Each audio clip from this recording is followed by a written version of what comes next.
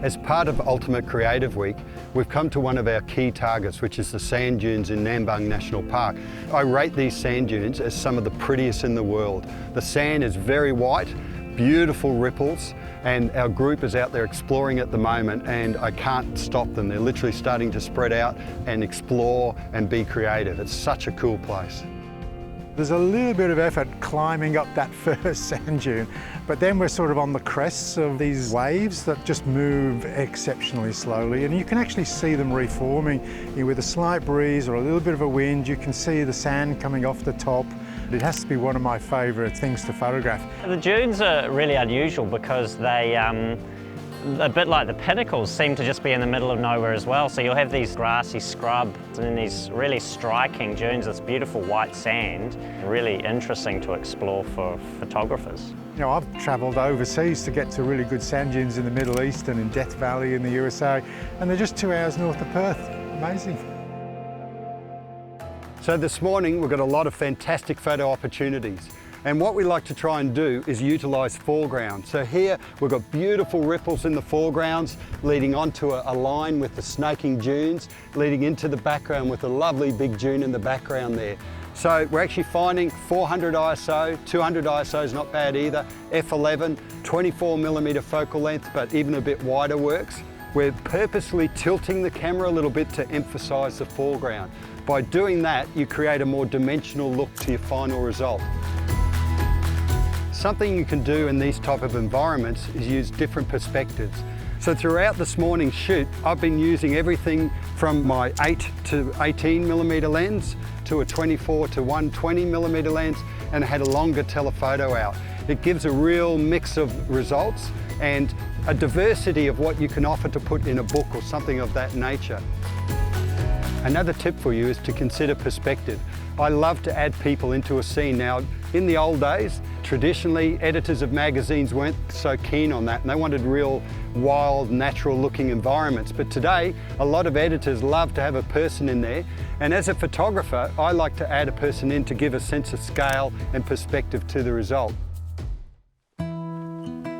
A lovely brisk morning has offered a unique shoot. So we got up early, in the dark, and we set up our tripods and waited a little while.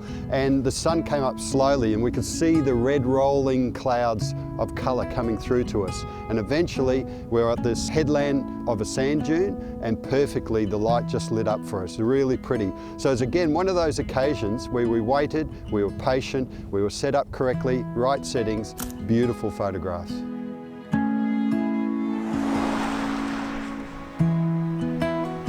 We're driving along a quiet stretch of road. I'm keeping my voice down because we've come across an echidna. Echidnas don't like sharp noises, so we're very quiet, being patient, and very simple technique. So we're using a longer telephoto lens, so we're not too close to the animal, and then we're using aperture priority f8 or f11, little bit of depth of field, not too much, but everyone's getting very low at the animal's level. They're an absolute iconic Australian animal, and the imagery that we'll get, it should be fantastic.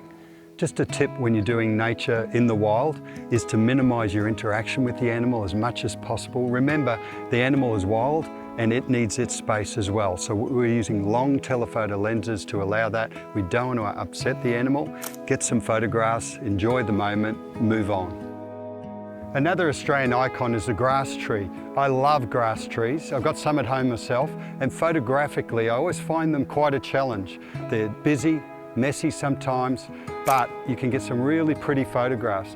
And I've never seen so many grass trees before in one given space.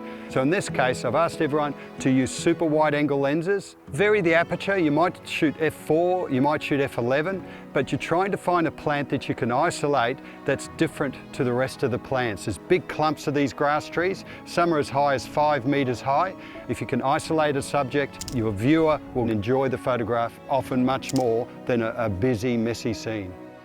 So often I think when we go out and take photos, you might do it sporadically. You go out for a morning, once a month and do it. But when you've got a week where all your attention is focused on producing some new work, you find you're so creative and so productive.